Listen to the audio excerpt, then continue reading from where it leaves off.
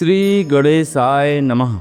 और आज हम आपको अपने चैनल पर संतान सप्तमी व्रत कथा सुनाने जा रहे हैं, जो भाद्रपद मास के शुक्ल पक्ष की सप्तमी को किया जाता है।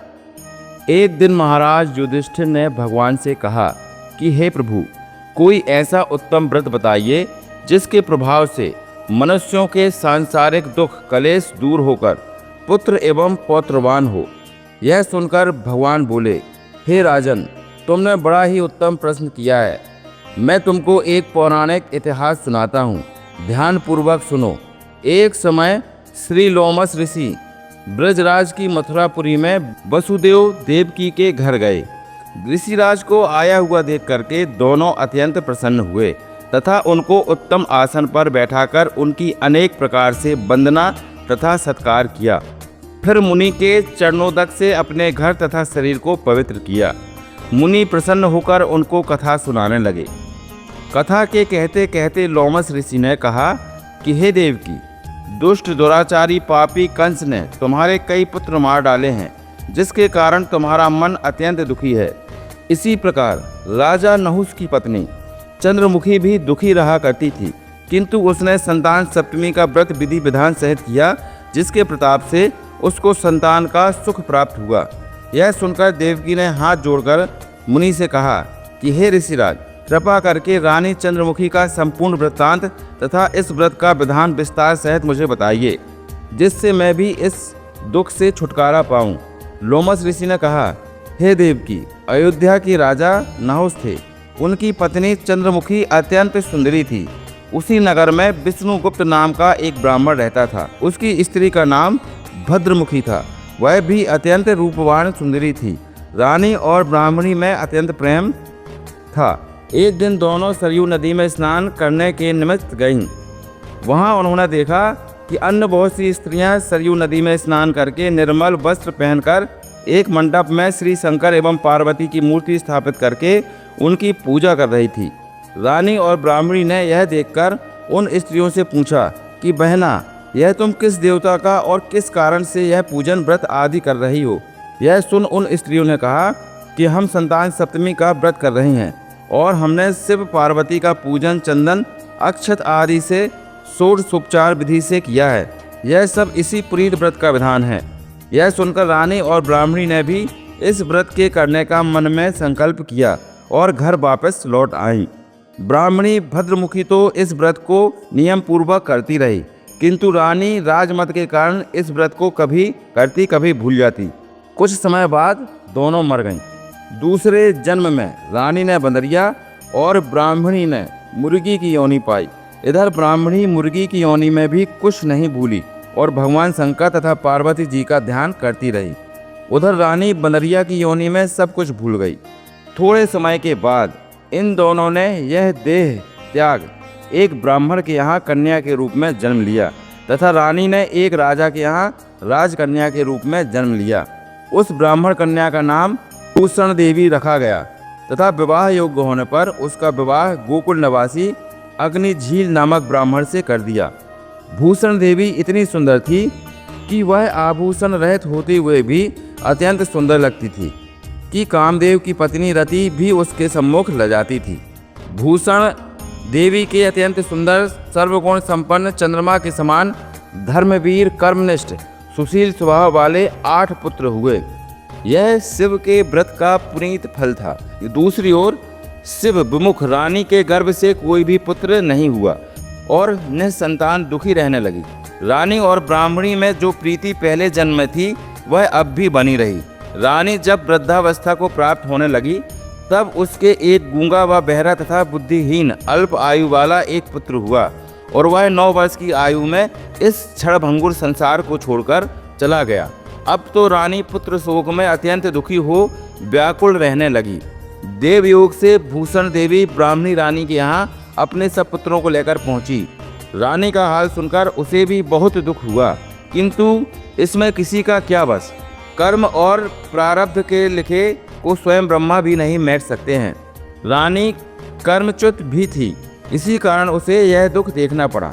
इधर रानी उस ब्राह्मणी के इस वैभव और 8 पुत्रों को देखकर उससे मन ही मन ईर्ष्या करने लगी। तथा उसके मन में पाप उत्पन्न हुआ। उस ब्राह्मणी ने रानी का संताप दूर करने के निमित्त अपने 8 पुत्र रानी के पास छोड़ दिए। रानी ने पाप के वशीभूत होकर उन ब्राह्मण पुत्रों की हत्या करने के विचार से लड्डू में विष जहर मिलाकर उसको भोजन करा दिया, परंतु भगवान शंकर की कृपा से एक भी बालक की मृत्यु न हुई। यह देखकर तो रानी अत्यंत ही आश्चर्यचकित हो गई और इस रहस्य का पता लगाने की मन में ठान ली। भगवान की पूजा सेवा से निवृत्त होकर जब वहाँ भूषण देवी आई तो रानी ने उससे कहा कि मैंने तेरे पुत्रों को मारने के लिए इनको जहर मिलाकर लड्डू खिला दिए थे, किंतु इनमें से एक भी नहीं मरा। तूने ऐसा कौन सा दान पुण्य व्रत किया है जिसके कारण तेरे पुत्र भी नहीं मरे और तू नित्य नए सुख भोग रही है? तू बड़ी सौभाग्यशाली है। इस सब का भेद तू मुझे निष्कपट होकर समझा। मैं तेरी बड़ी ऋणी रहूंगी। रानी के ऐसे दीन वचन सुनकर भूषण ब्राह्मणी कहने लगी, ध्यानपूर्वक सुनना। पहले जन्म में तुम राजा नहुस की पत्नी और तुम्हारा नाम चंद्रमुखी था। मेरा नाम भद्रमुखी था और मैं ब्राह्मणी थी। हम तुम अयोध्या में रहते थे और मेरी तुम्हारी बड़ी प्रीति थी। एक दिन हम तुम दोनों सरयू नदी में स्नान करने गए और दूसरी स्त्रियों को संतान सप्तमी का उपवास, शिव जी का पूजन अर्चन करते देखकर हमने तुमने भी उस व्रत को करने की प्रतिज्ञा की थी। तुम तो राजमत के कारण सब भूल गई और झूठ बोलने का तुमको दोष लगा, जिसे तुम आज भी भोग रही हो। मैंने इस व्रत को आचार विचार सहित नियम पूर्वक सदैव किया और आज भी करती हूँ।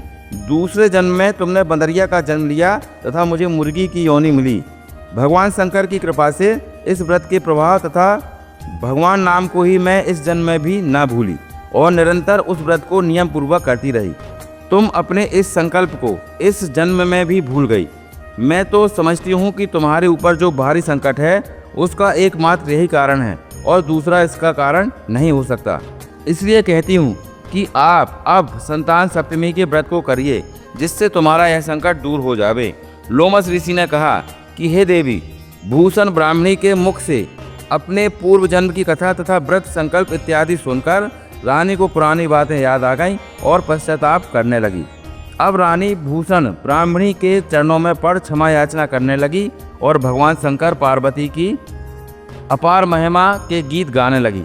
उसी दिन से रानी ने नियम पूर्वक संतान सप्तमी का व्रत किया, जिसके प्रभाव से रानी को संतान सुख भी मिला तथा संपूर्ण सुख भोगकर रानी शिवलोक को गई।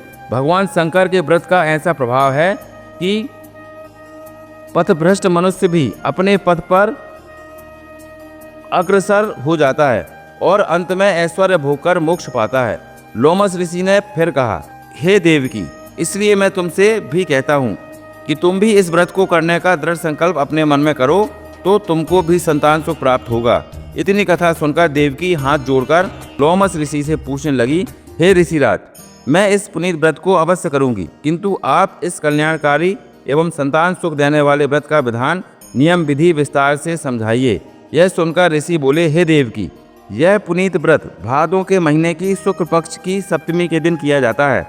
उस दिन ब्रह्म मुहूर्त में उठकर किसी नदी अथवा कुएं के पवित्र जल से स्नान करके निर्मल वस्त्र पहनना चाहिए। फिर श्री शंकर भगवान तथा जगदम्बा पार्वती जी की मूर्ति का स्थापन करें। इन प्रतिमाओं के सम्मुख सोने चांदी के तारों का अथवा रेशम का एक गंडा बनावें। उस गंडे में 7 गांठें लगानी चाहिए। इस गंडे को धूप दीप अष्टगंध से पूजा करके अपने हाथ में बांधें और भगवान शंकर से अपनी कामना सफल होने की शुद्ध भाव से प्रार्थना करें। तदनंतर 7 पुआ बनाकर भगवान को भोग लगावें और साथ ही पुआ तथा यथाशक्ति सोने और चांदी की एक अंगूठी बनाकर इन सबको एक तांबे के पात्र में रखकर और उनका षोडशोपचार विधि से पूजन करके किसी सदाचार धर्मनिष्ठ कर्मनिष्ठ सत्यपात्र ब्राह्मण को दान में दे देवें। उसके पश्चात 7 पुआ स्वयं प्रसाद में ग्रहण करें। इस प्रकार इस व्रत का पारायण करना चाहिए। प्रतिमास की शुक्ल पक्ष की सप्तमी के दिन, हे देवकी, यदि इस व्रत को इस प्रकार नियम पूर्वक करने से समस्त पाप नष्ट होते हैं और भाग्यशाली संतान उत्पन्न होती है तथा अंत में शिवलोक की प्राप्ति होती है। हे देवकी, मैंने तुमको संतान सप्तमी का व्रत संपूर्ण विधान विस्तार सहित वर्णन कर दिया है। उनको अब तुम नियम पूर्वक करो, जिससे तुमको उत्तम संतान प्राप्त होगी। इतनी कथा कहकर भगवान आनंद कंद श्री कृष्ण ने धर्मावतार युधिष्ठिर से कहा, लोमस जी इस प्रकार हमारी माता को शिक्षा देकर चले गए। ऋषि के कथनानुसार हमारी माता देवकी ने इस व्रत को नियम अनुसार किया, जिसके प्रभाव से हम उत्पन्न हुए। यह व्रत विशेष प्रकार से स्त्रियों को तो कल्याणकारी है ही, परंतु पुरुष को भी समान रूप से कल्याणदायक है। संतान सुख देने वाला, पापों का नाश करने वाला यह उत्तम व्रत है, जिसे स्वयं भी करें तथा दूसरों से भी करावें। नियम पूर्वक जो इस व्रत को करता है और भगवान शंकर एवं पार्वती की सच्चे मन से आराधना करता है, वह निश्चय ही अमर यश प्राप्त करके अंत में शिवलोक को प्राप्त होता है। बोलिए शंकर भगवान की जय।